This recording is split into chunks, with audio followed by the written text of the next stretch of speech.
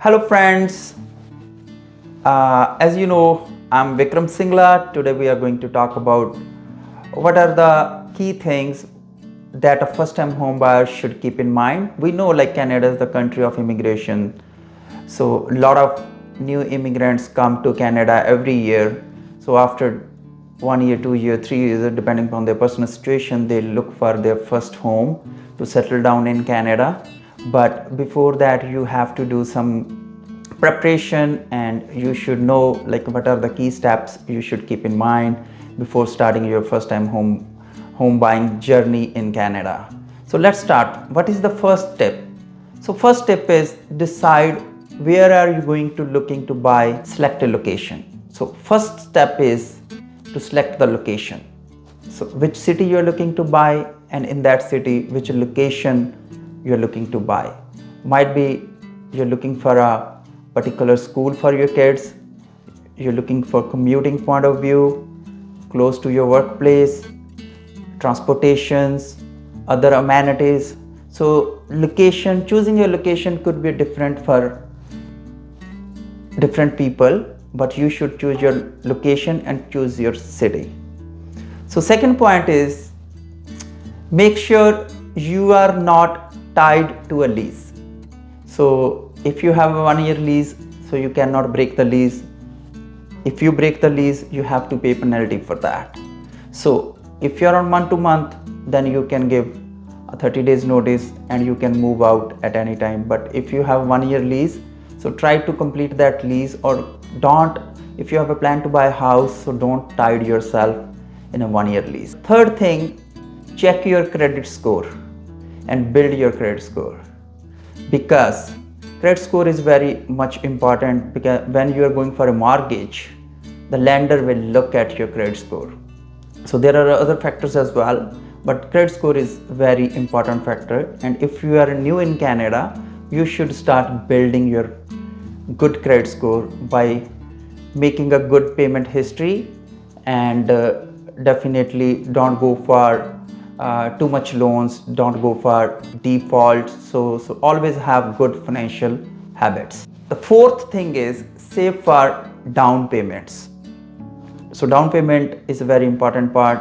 Even though like in Canada you can buy less than 25%, starting from 5% goes up to 15%, that is called secured mortgage. But definitely you need a down payment. If you can accumulate 20% down payment, that would be great. But if you have less than 20%, still that is okay. But down payment and plus closing cost plus some extra funds you should have. Fifth thing is have a consistent income, because if you don't have a consistent income and you're going to get a mortgage for 25 years or 30 years, so that can be a headache or can be a difficult task in future. So try to build your consistent income, and then you should go for to buy a house. Sixth step is calculate your affordability. So there are different affordable calculators available online. You can go to my website as well, vikramsingla.com. On that website you can find a mortgage calculator, affordability calculator. So you should know how much monthly mortgage payment you can afford. So that's very important thing. And how much mortgage you can get, that definitely you can come to know from the bank or mortgage broker or from the lender. But from affordability point of view, you should know how much you can afford. And three things are very important when you are going to buy a house. One thing, how much down payment you have, how much monthly mortgage payment you can afford. Third thing, how much mortgage you can get from the bank. These three things are very important when you decide to buy a house. Number 7, find the right mortgage lender. Choose the right bank, choose the right mortgage broker, consult with him so he can give you outlining where you stand, what you need to do, so you can plan accordingly what kind of mortgage is suitable for you, whether it's a fixed mortgage, variable, even in variable, open end and close end mortgage are also available. So you should know your options carefully. So number 8, get pre-approved for a mortgage. So it's always good to have a pre-approved letter. So it depends upon, like some banks give you from 3 months to 6 months pre-approval letters. So number 9, where we come, hire a right realtor. Because if you have a right realtor who knows your pulse, who knows you personally, what you're looking for, your journey is really smooth. So always choose a best realtor who is full-time, who is knowledgeable, who knows the industry in and out. So that can be a really good starting point for you. Number 10, start your journey to discover your new home in Canada. So equip yourself with the knowledge through Google, through online platforms, and definitely now your realtor is your main source for all kind of information. And one more thing, so we have very great tool that is a Home Optima tool, so where you can gauge the market and you can have a day-to-day update. So Home Optima, I can provide the link in the description, so you can find the link of Home Optima there. So number 11, so make an offer the house you like on and negotiate the offer and then sign the deal. Number 12, home inspection and the appraisal. So like if there is any deficiency in the house, so home inspection is very important, and definitely then appraisal. For example, you bought the property for $1 million, so appraisal is very important, because financial institutions, they want to know like the price you are paying for the house, whether that price is worth, that is the market price of the house, because they are going to lend the money on that house.